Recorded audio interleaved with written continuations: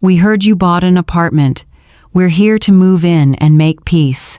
My son, Ryan, and my daughter-in-law, Brooke," said as they stood at the door. After 6 months of throwing me out like an animal, now they wanted to come back. But what they saw when they stepped inside left them frozen. I'm Lori, 66 years old. I never imagined the people I loved most in this world would betray me in such a cruel way. It all began the day my husband, Robert, passed away. For 45 years, I was the proper wife, the mother who sacrificed for her family, the woman who never said no whenever they needed me. I cooked, cleaned, and handled everything without asking for anything in return. When Robert died of a heart attack 2 years ago, my world collapsed. The house where we had built our dreams became an empty, silent place. In the first months, Ryan and Brooke still came to visit. They comforted me and promised I would never be alone. "We're a family, Mom," Ryan said, as he hugged me. "We'll always be here for you." Turns out, it was all lies. Little by little, the visits became infrequent, the phone calls shorter. Whenever I called, Brooke hung up, saying she was busy. Ryan stopped answering my messages. I became a burden, a bothersome old woman messing up their perfect lives. 6 months ago was the most humiliating moment of my life. Ryan and Brooke showed up at the house with a completely different attitude. No more hugs or fake smiles. Brooke wore a sleek red dress, her hair perfectly styled, looking at me like I was a cockroach. Ryan held a stack of papers, his face colder than I had ever seen. "Mom, we need to talk," Ryan said bluntly, not even greeting me. "Brooke is pregnant and we need more space. This house is too big for one person." It was like a knife stabbed straight into my chest. "What are you saying?" I asked, trembling. Brooke smiled cruelly. "It means you have to move out. We're moving in here. You can find a smaller apartment, something that fits to your needs." "But this is my house," I stammered. "I lived here with your father. This place holds all our family's memories." Ryan replied harshly, "Memories don't pay the bills. Besides, legally, this house is mine too." Robert had added Ryan's name to the deed to avoid problems later. We never imagined our own son would throw his mother out of her home. "Don't do this to me," I begged, tears spilling over. "I'm your mother. I raised you and sacrificed my whole life for you." Brooke burst out laughing mockingly. "Enough, Lori. Stop playing the victim. You've been a burden your whole life." Robert knew it too. He just didn't have the guts to say it. That filthy line trampled on the memory of my late husband. "You have 1 week to pack," Ryan said, avoiding my eyes. "After that, we'll change the locks." 1 week? I screamed in despair. "Where am I supposed to live? I don't have enough money to rent a decent place." Brooke stroked her belly. "That's not our problem. The baby needs a stable home." That afternoon they left, and I collapsed on the living room floor of my own house. For 45 years I had given everything to that family. I gave up my dreams, my ambitions, my very self, to be the perfect wife and mother. I had stayed up all night caring for Ryan when he was sick. I worked extra shifts to help them in the early years of their marriage. I was their refuge every time they had problems, and this was how they repaid me like trash. The days that followed were the darkest of my life. Walking through that house, knowing it no longer belonged to me, tore my heart apart.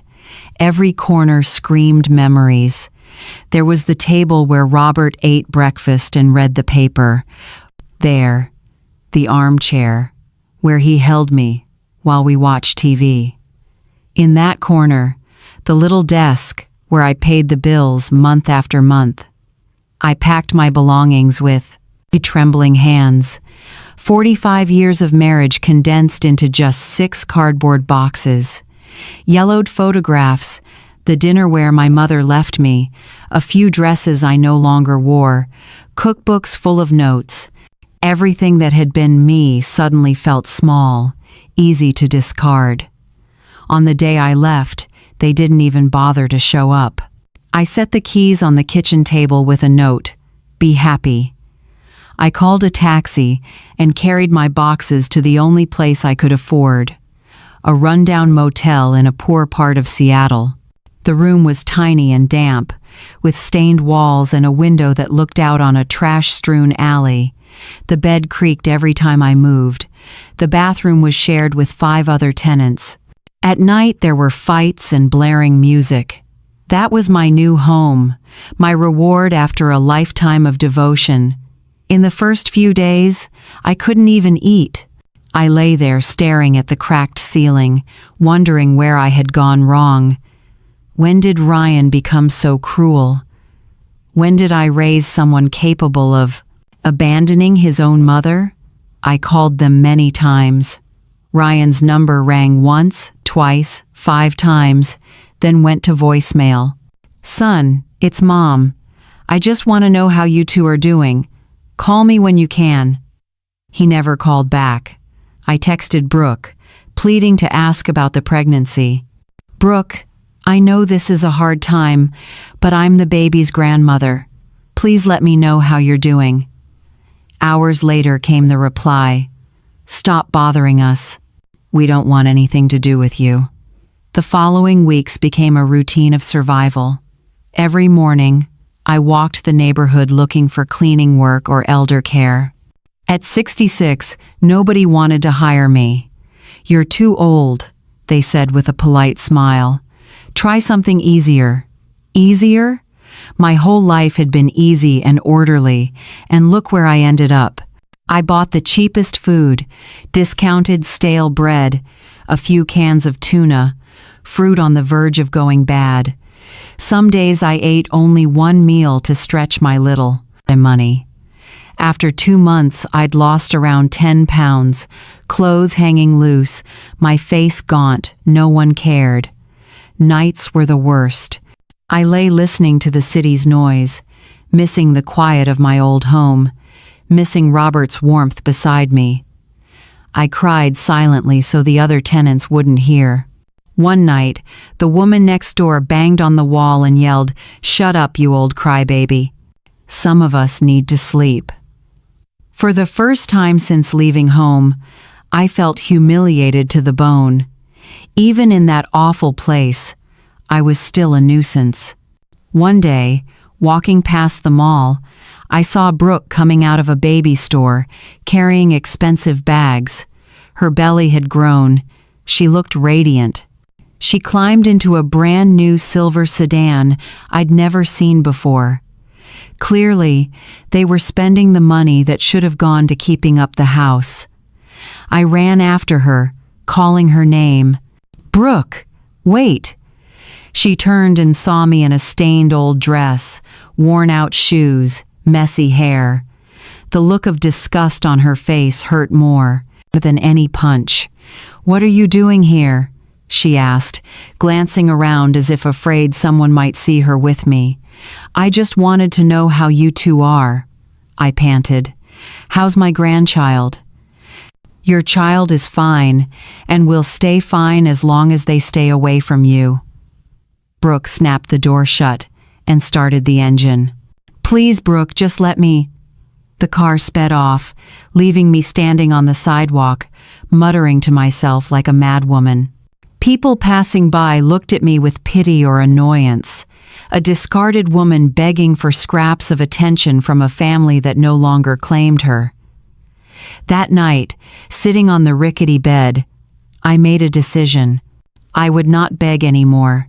I would not humiliate myself for crumbs of affection from traitors. If they wanted to treat me as if I were dead, then I would be dead to them. But fate, as usual, had other plans. 2 weeks after that humiliating encounter, while cleaning my few belongings, I found something that would change everything. At the bottom of a box wrapped in old newspaper lay a stack of letters I hadn't seen in years. Letters Robert had written but never given me, kept in his private drawer. My hands shook as I opened the first one. My husband's familiar handwriting appeared on the yellowed page. "My beloved Lori, if you're reading this, it means I'm no longer with you. There are things I never said, secrets I kept to protect you, but now you need to know everything." I was shaking so hard I almost dropped the letter. Robert's voice seemed to echo from the other side, telling me what he'd kept hidden for decades. "Before I met you, I worked in real estate. With my savings and a few risky investments, I bought several plots of land on the outskirts of Seattle. Back then they were dirt cheap. No one wanted them because they were far from everything. I thought maybe one day they'd be worth something. Then time passed and I forgot about them. When we got married, I didn't mention it so you wouldn't worry about money that might never exist.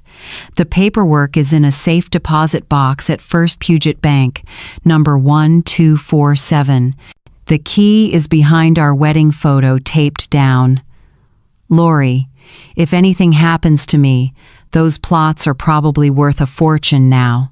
The city has grown out there. Shopping centers, apartment buildings, everything I once dreamed might happen has come true." I held my breath. I dropped the letter and rushed to the wedding photo I'd kept among my few things. On the back of the frame, under the old tape, my fingers touched a small, icy key, and I understood. The game had changed. Just as the letter said, the yellowed tape on the back of the wedding frame hid a small gold key. Heart pounding, I kept reading the remaining letters. Robert had recorded everything: lot numbers, exact locations, old blueprints, even photos of empty plots taken in the 1970s. He had bought 12 parcels, all in areas I now knew were the most valuable in Seattle. "I didn't tell you because you were happy with our simple life." Another letter read, "But if one day I'm gone, I want you to know you were never left unprotected. You are the strongest woman I've ever known, stronger than you think. If anyone hurts you, remember, you have the strength to defend yourself. Signed, the husband who always admires you, Robert." I hugged the stack of letters and cried for hours. Robert, my gentleman, was still quietly taking care of me even after he died. He had anticipated the moment I would need resources. He had quietly arranged my future. The next morning, I went to First Puget Bank. My hands were sweaty as I handed the key to the teller. "Safe deposit box number 1247. The young man looked up. "May I see your ID?" I handed over my driver's license, my hands still shaking. He checked a list, then looked at me sympathetically. "Mrs. Lori, this box hasn't been opened in more than 2 years. Are you sure it's yours?" I nodded. It belonged to my husband. He passed away 2 years ago. They took me to a private room and opened the box. Inside were stacks of documents, deeds, plans, and something that took my breath away. A sealed envelope labeled, "For my warrior, when you discover who you really are." Inside was an appraisal updated 6 months before Robert died. The total value of the 12 parcels was $2,400,000. I dropped into the plastic chair, the whole room spinning. I was a millionaire. I had been living in a shabby motel, eating leftovers, humiliated by my own family, while an entire fortune was quietly waiting for me. But more important than the money was what it meant. Freedom, agency, the ability to make my own decisions for the first time in decades. That afternoon, I went back to my room and drew up a meticulous plan. No rash moves. Ryan and Brooke had played dirty. They calculated each step to bring me down. Now it was my turn, and I would do it better than they did. Over the next few days, I hired a trustworthy real estate attorney, James Alonzo, and demanded absolute discretion. "I want to sell part of the assets without anyone tracing me as the owner." He nodded. "Do you want to use a corporate entity?" "Yes. A name that can't be linked to me." We formed a shell company called Future Harbor LLC with attorney Alonzo as legal representative. Within 8 weeks, I sold the first 4 parcels, bringing in $600,000. I kept the remaining parcels as long-term investments.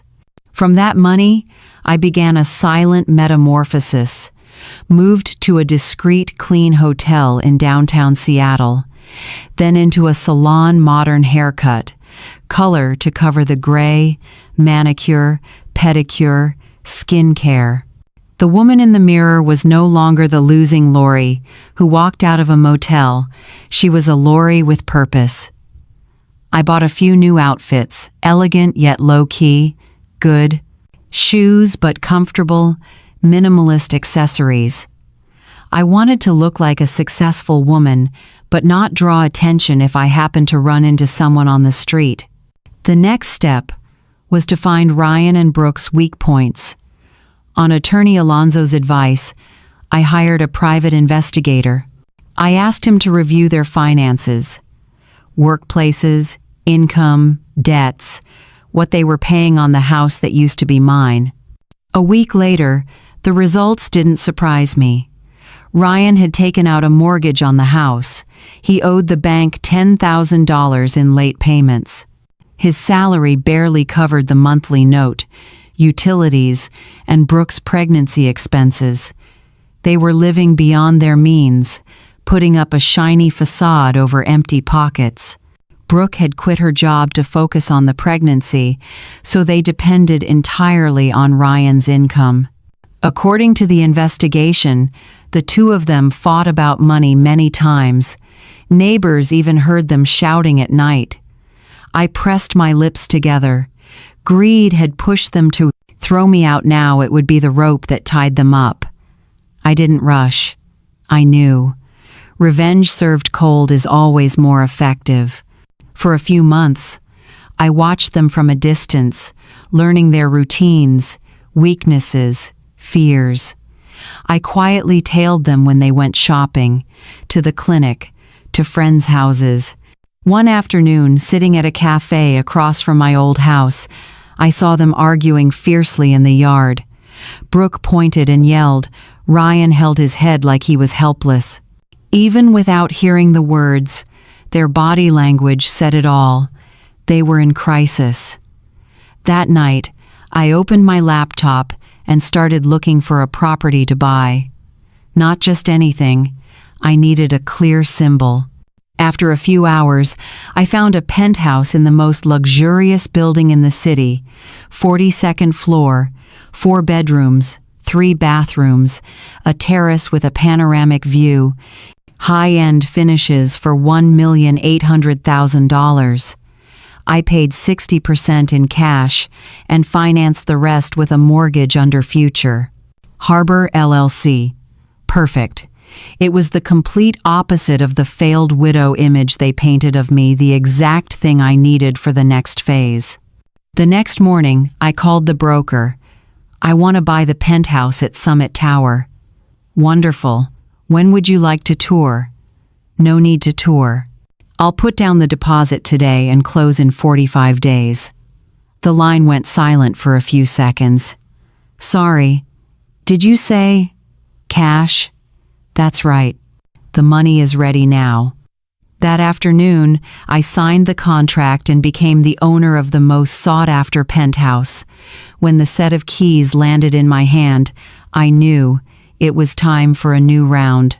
I stepped into the apartment. High ceilings, floor-to-ceiling glass looking out over the Seattle skyline, Italian marble, a kitchen full of the latest stainless steel appliances, a private terrace as big as the entire house I once lived in with Robert. But I wasn't there to admire, I was there to work. I hired a top interior design team, composed silent power, cream, leather sofas, glass and steel tables, contemporary art, striking greenery. Everything had to project the image of a woman who controls the game, not the humiliated widow they remembered. While the interiors were being finished, the investigator brought bad news for them. Ryan was fired from the construction company after repeated lateness and arguing with his boss. Without his paycheck, they couldn't make the mortgage my house, where they planned to raise their child after kicking their mother out. Brooke, 7 months pregnant, was desperately looking for work. She went back to her old firm, but the position had been filled. I saw her walk out of the building in tears, holding her belly, panic all over her face. That was the moment I'd been waiting for. In the afternoon, I sat on the penthouse balcony as the phone rang. Attorney Alonzo. Hot tip, Mrs. Laurie. The bank has started foreclosure proceedings on the house where your son is living.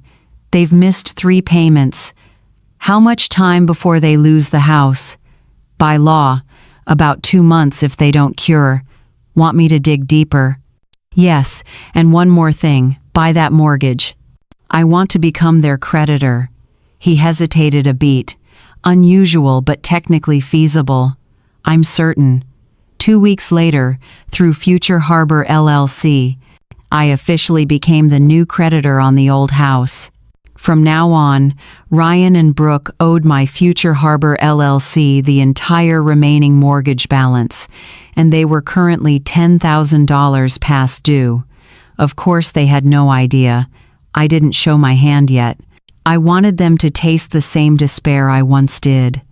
I hired a collections firm to apply pressure. Daily calls, warning letters, home visits, all legal but firm enough to keep them up at night. At the same time, I leaked a few comments around the neighborhood in places like that. News travels fast. Soon, everyone knew Ryan and Brooks. Perfect family was going broke. The investigator reported, Brooke had to sell the new car for cash. One day, I saw her standing at the bus stop in a wrinkled green maternity dress, carrying grocery bags from the cheapest market in the area. I sipped my tea as the cold wind threaded through the high balcony railing. The board had turned, and this time, I was the one making the move. The contrast was stark. Brooke was no longer the arrogant woman who had thrown me out of my own home. Ryan was driving a taxi at night to make ends meet. One night, I tailed him and saw him parked on a dangerous corner, waiting for fares with a defeated face. The one who called me a burden now looked like he was carrying the whole world on his back. What satisfied me most, they argued constantly. Neighbors said their shouting rang out into the street at night. Brooke blamed Ryan for losing his job. Ryan yelled back that she should be working instead of complaining all day. Your mother was right. You're useless and will never get better. That line from Brooke, according to Mrs. Benita, my former neighbor, made me realize. Turns out Brooke was closer to my former mother-in-law than I thought, and clearly that woman had a very clear assessment of her own son. It was time for the next strike. I bought the commercial debt tied to the office building where the construction company that fired Ryan was headquartered, becoming a major creditor of the building's owner. It wasn't hard. The previous owner was financially exhausted and wanted to sell fast. I paid cash and became the new landlady. After that, through Future Harbor LLC, I offered a series of lucrative construction contracts to competitors, the bids that would otherwise have gone to Ryan's former company. Slowly, methodically, I cut off every chance for him to return to the industry with a stable job. I signed a 10-year master lease with the building where Brooke used to work, with an option to buy. When she tried to come back and beg for her position, what awaited was a new management board and new policies conveniently not favorable to employees who had resigned abruptly like her. Everything was going according to plan. Only the reveal was missing. One evening, while dining alone in the Summit Tower penthouse, I decided to plant a seed of doubt so they would come to me. I hired an actor to play Robert's old friend. The assignment was clear: run into Ryan in public and blurt out, "I heard Lori lives in a penthouse now. How does she have the money for that?" The plan ran like clockwork. The actor met Ryan at a gas station and delivered the exact lines.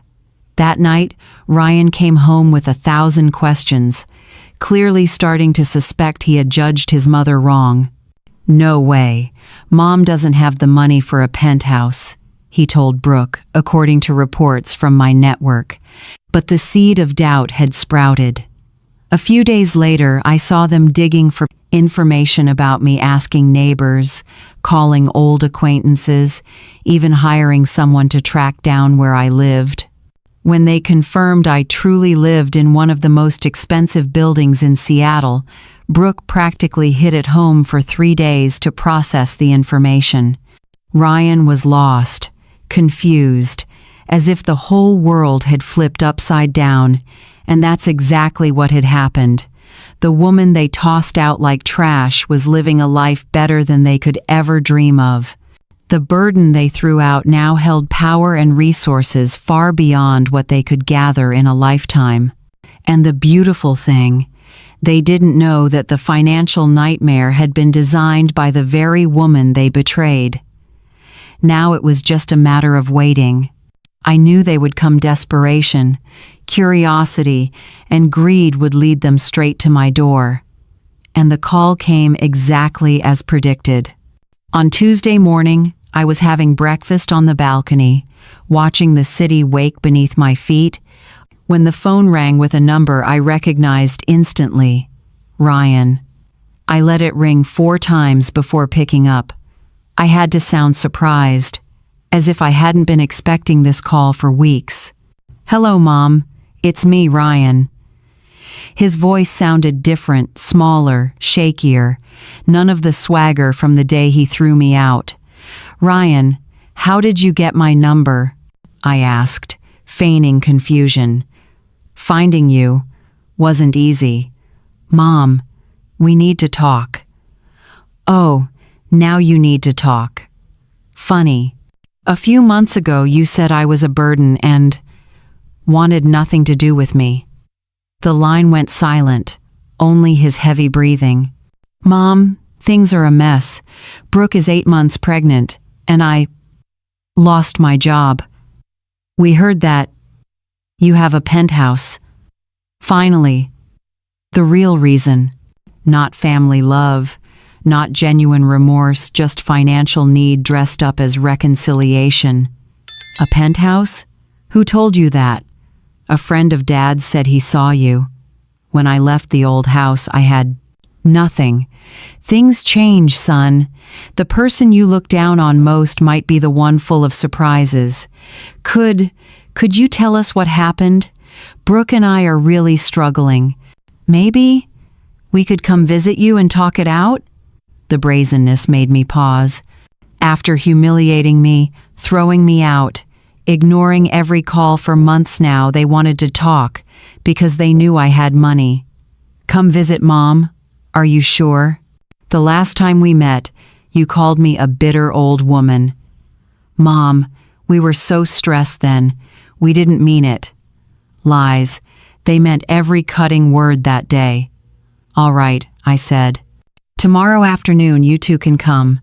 But one condition: no lying.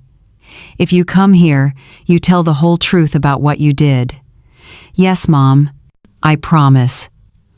Another empty promise, but this time every card was in my hand. I gave them the address and told them to come up to the 42nd floor. After hanging up, I sat on the balcony and scripted every detail. The message had to be crystal clear. The woman once looked down on now held all the power. I hired a catering service to prepare an elegant lunch. Not flashy, but refined enough to show my life had completely changed. Salmon, gourmet salads, imported wine, delicate desserts, the very kind of spread Brooke dreamed of hosting but could never afford. I checked every corner of the interior. Fresh flowers in each room, cushions perfectly placed, art lit just right. Every detail said, I had won while they were sinking. Most important was my appearance. I went to the city's most upscale salon, manicure, pedicure, facial, hairstyling. I bought a new beige dress, elegant, not showy. Designer shoes, minimalist but expensive jewelry. In the mirror was someone entirely different from the woman who once left that house in tears. The night before the meeting, I called Attorney Alonzo. They're coming tomorrow. I want the mortgage file and the properties I bought around their area ready. Do you plan to reveal that you're their creditor? Not yet. I want to gauge their level of desperation first. But leave all the paperwork out on the table.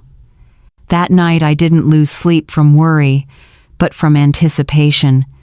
I had imagined this moment for months when they would fully grasp the price of betrayal. The next morning, I woke early to do one last sweep of the penthouse. Soft classical music, a few investment books placed artfully on the glass table, the laptop open to a portfolio chart. At exactly 2 p.m., the front desk called, Mrs. Lori, there's a couple here claiming to be your son and daughter-in-law. Send them up. I stood before the living room's glass wall, my back to the door. Looking out over the city, stretching to infinity, I wanted the first thing they saw to be the scale of this view. The private elevator opened, slow, hesitant steps on the marble floor. The doorbell. Come in, it's unlocked, I said without turning around. They stepped in and froze. Silence pressed down. I could feel their shock, their bewilderment, their confusion. Then I turned. Ryan stood on the threshold, mouth open, eyes wandering around the room like he'd landed on another planet wearing old jeans and a wrinkled shirt. Brooke kept a hand on her pregnant belly, her eyes glued to the glass wall looking down over Seattle, the city where now I was the one standing above. Ryan looked noticeably worn out. Deep, dark circles, several days of stubble. He was no longer the arrogant man who had thrown me out, just a shattered shadow of himself. Brooke stood beside him, heavily pregnant, her face stunned. The yellow maternity dress looked cheap and faded, nothing like the elegant woman from before. Her shoes were worn down, her hair frizzy, her skin the gray pallor of someone crushed by stress. Hello, Ryan. Hello, Brooke. I kept my voice calm. Welcome to my home.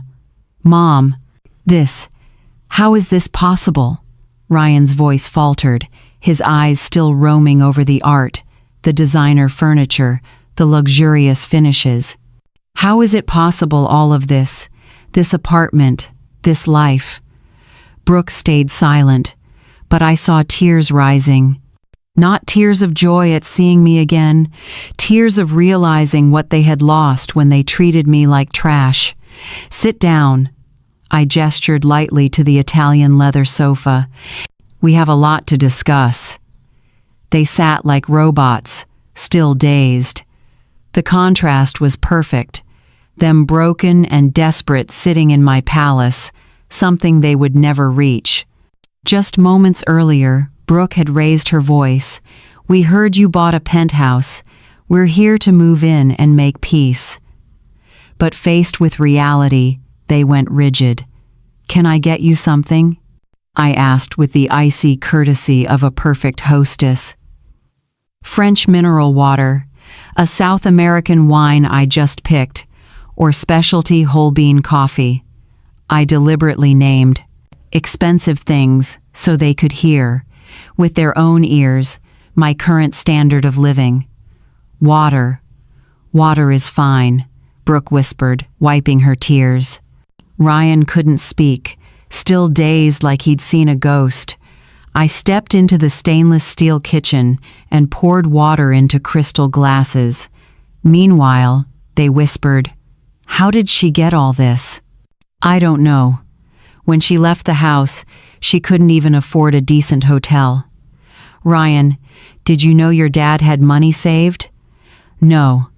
Dad never said a word. We lived on his government paycheck. That's it." I brought the drinks back, sat in the single chair opposite them. Crossing my legs, posture matters. I had the single seat, in control. They huddled together on one sofa, small and uneasy. "All right," I said slowly. "You said you wanted to talk. I'm listening." Ryan cleared his throat, trying to regain some composure. "Mom, first we're sorry for how we treated you. We were so stressed. Pregnancy, expenses." "Stressed?" I cut in, soft but sharp. "Is that your reason for throwing your own mother out of her home after 45 years of marriage?" "Not a reason, but the truth. Brooke's hormones from pregnancy. I had pressure at work. Ryan, I used the same tone I once used to teach a 5-year-old. Don't lie. You didn't kick me out because you were stressed. You kicked me out because you thought I was a useless old woman with nothing you could exploit." Brooke finally spoke, her voice cracked. "Lori, I didn't mean those awful things I said. I was scared because of the baby, the money, everything." "Which awful things, Brooke? Be specific." "I remember every word." She went even paler. "I said you were a burden. That Robert knew it too, but didn't have the courage to say it. That my child needed a stable home, not the complaints of a bitter old woman."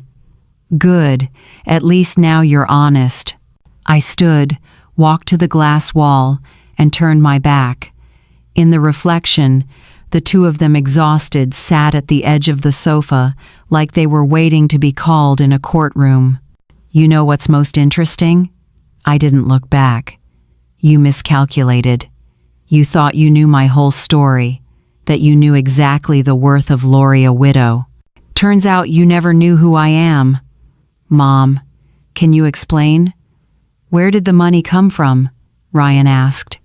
"Not so fast." I turned and met his eyes. "Do you want to know because you truly want to understand, or to calculate how much you can squeeze out now that you found out your mother is rich?" "No, that's not it." "Then why wait 6 months to call? Why not look for me when I was living in a shabby motel, eating 1 meal a day, lying on a bed full of bedbugs?" Ryan lowered his head. He had no answer. "I'll tell you a story," I said, circling behind them as I spoke. 2 years ago, when your Malin story, father died, I was exactly the woman you thought.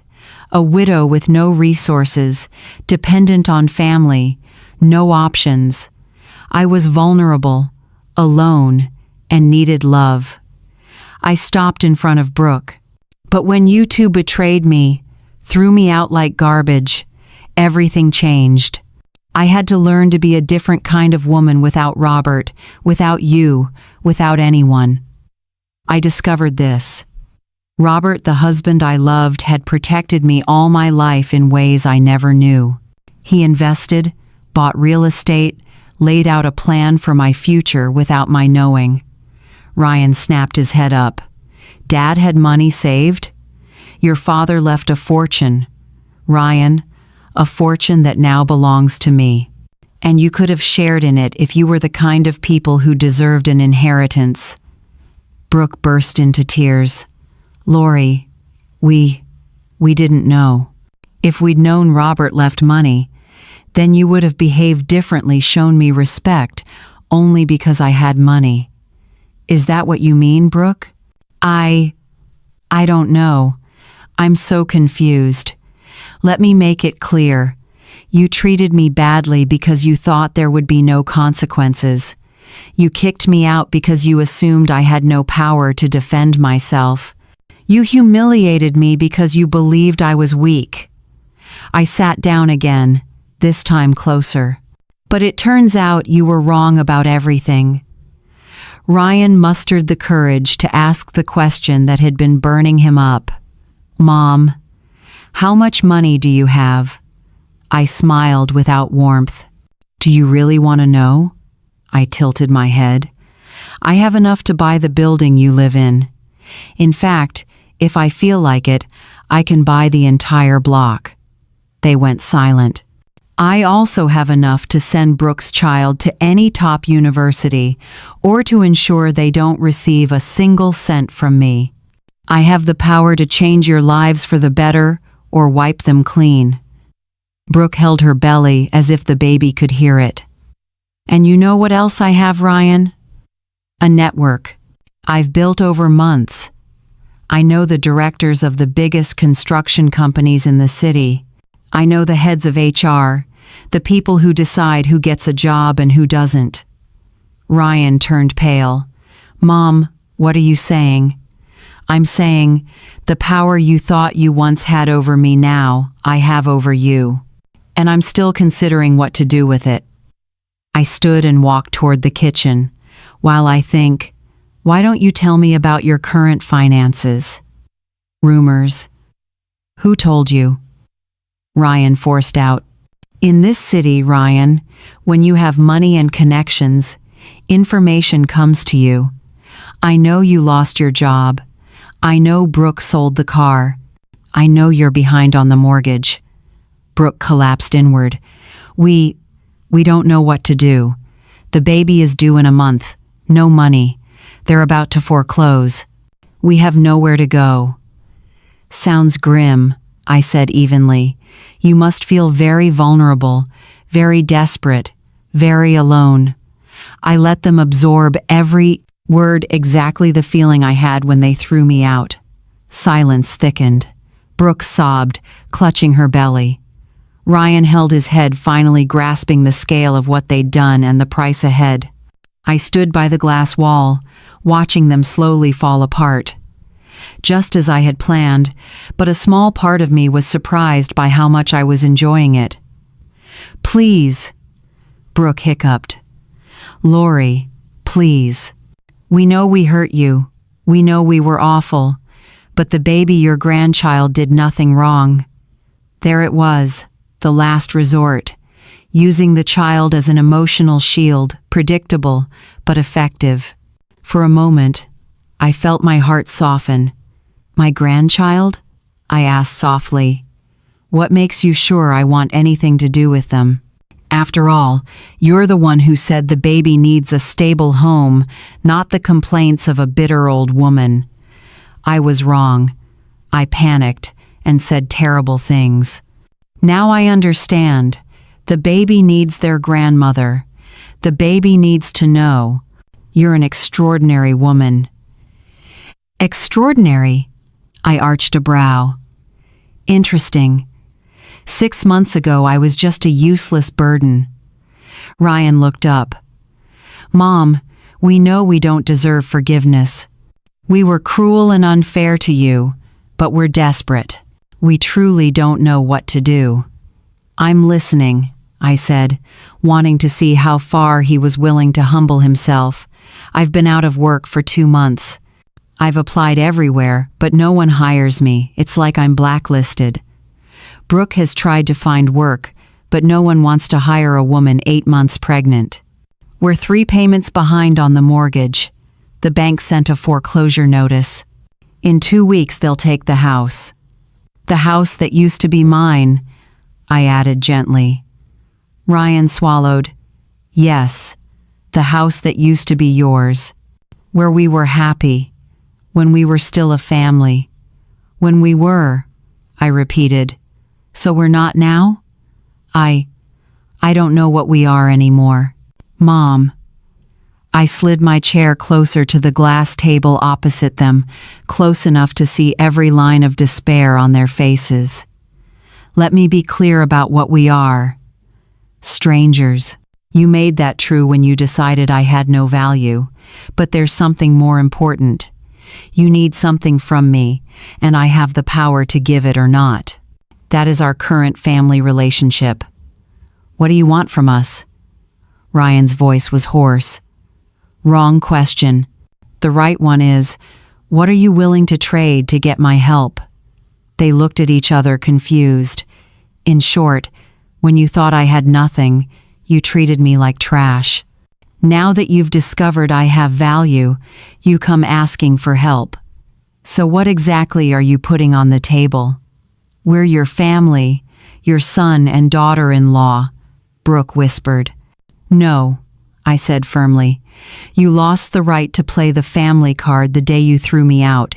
If you want my help, you have to earn it." "How do we earn it?" Ryan asked. I stood and slowly circled them like a lawyer interrogating witnesses. "From now on, you're no longer relatives who made a mistake. You're debtors who betrayed your creditor. That difference matters." "What do we have to do to prove we understand?" Ryan pressed. "Tomorrow, before you come here, you will visit everyone who was there the day you threw me out. Tell the exact truth and apologize on my behalf. Say, 'We're here to apologize to Lori because we treated her unfairly, and we want the whole neighborhood to know we admit we were wrong.'" Ryan swallowed. "Everyone?" "Everyone, especially the neighbors. I want the entire block to know the new owner of this area admits to a grave misjudgment." I smiled for the first time during the meeting. "Oh, and I didn't mention this. I've bought 4 units on the block where you live. That area is rising fast, smart investment, which means, from now on, your entire neighborhood is my tenants. And everyone will know why you lost your house." Brooke held her belly as a contraction rolled through. "Are you okay?" My maternal instinct flicked on. I'm just stressed. The baby kicks hard when I'm anxious." For the first time all evening, my expression softened.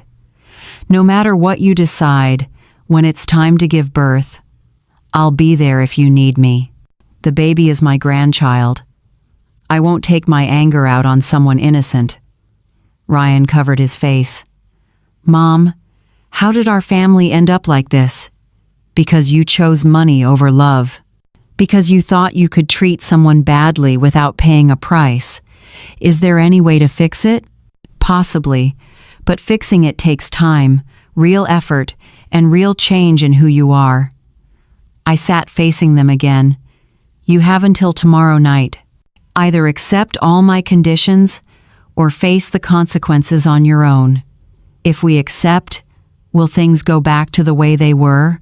Never, but we might build something new based on respect, not on assumptions about who has the power over whom." They stood slowly. Brooke needed Ryan's support. "Thank you for giving us a chance," she murmured. "Don't thank me yet. Prove you deserve it." I walked them to the penthouse door. "One more thing. When you come back tomorrow, bring a handwritten letter, each explaining what you learned from this and how you plan to change. Handwriting carries weight. I need to see that you understand the gravity." They left in silence, carrying the weight of everything they'd just learned. I closed the door and stood in the room, luxury all around, but with a strange hollow echo in my chest. I had won. I had power. I had the justice I sought. But for the first time in months, I asked myself whether victory was as sweet as I'd imagined. That night was the longest. I sat on the balcony, watching Seattle's lights flicker like falling stars, replaying every word I'd said. For the first time since launching my response plan, I felt a flicker of doubt. Did I go too far? Is this justice or cruelty wearing justice's mask? But every time I softened, I remembered Brooke's exact words. "The baby needs a stable home, not the complaints of a bitter old woman." I remembered the cruel smile when they pushed me out the door. I remembered the months of hunger and humiliation. No, I didn't go too far. I went exactly where I needed to go.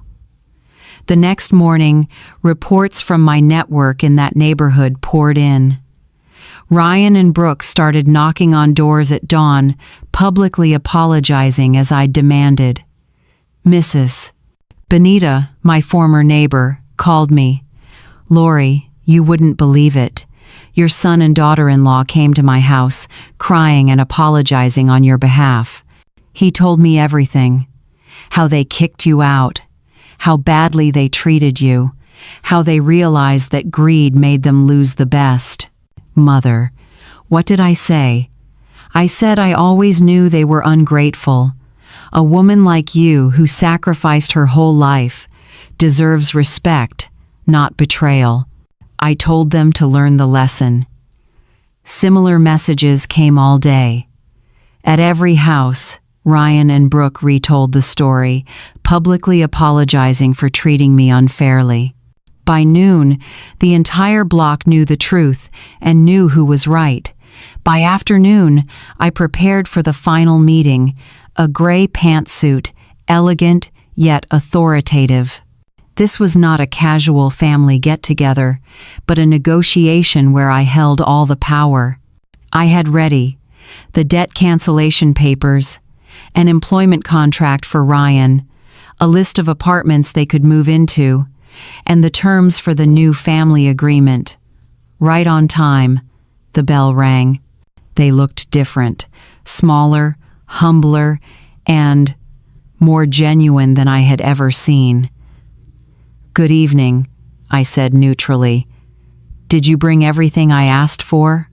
Yes. Ryan handed me the handwritten letter.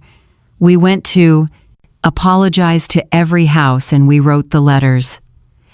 They sat on the edge of the sofa posture of people waiting for instructions, no longer those who came to demand. I opened Ryan's letter first. Dear Mom, these past days I've looked hard at the man I've become, and I'm ashamed. I kicked you out of your own house because I thought I had the right. I treated you like trash because I thought you had no value beyond what you could give me. I acted like a selfish child, not the man you raised with all your love.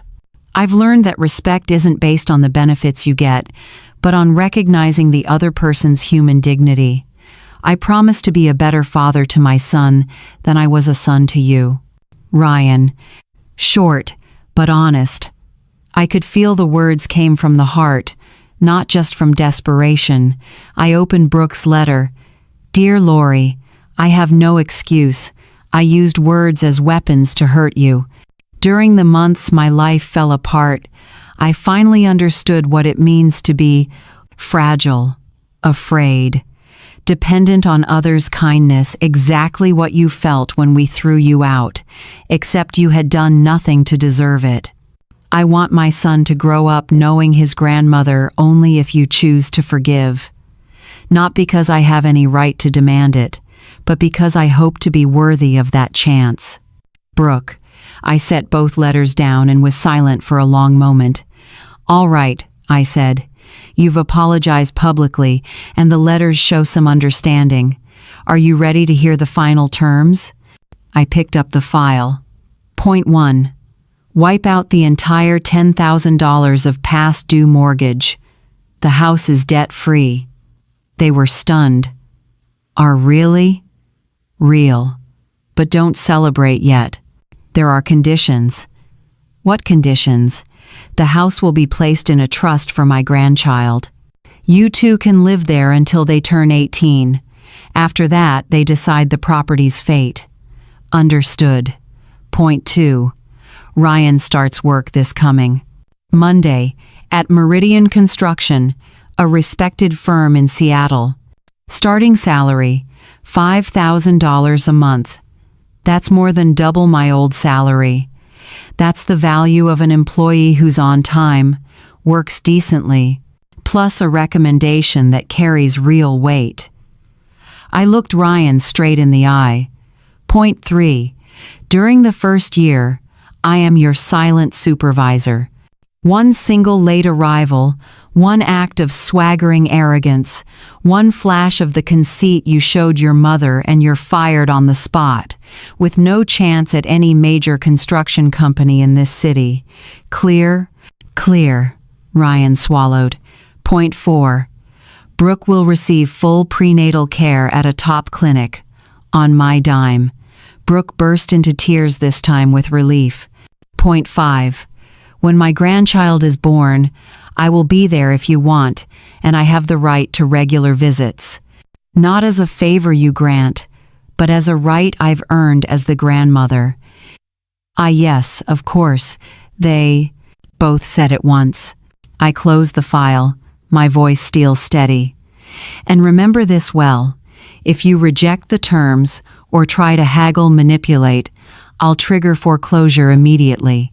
You'll leave the house with nothing. And I'll make sure Ryan can't get a job in this industry in Seattle, Ryan whispered. We understand. Good. I need to be sure you truly understand. I took a slow breath, looking at them. Now sit down, sign here, and start over the right way. Point 6. From now on, every major family decision moving, jobs, the child's education, must be discussed with me first. Brooke hesitated. Isn't that a bit controlling?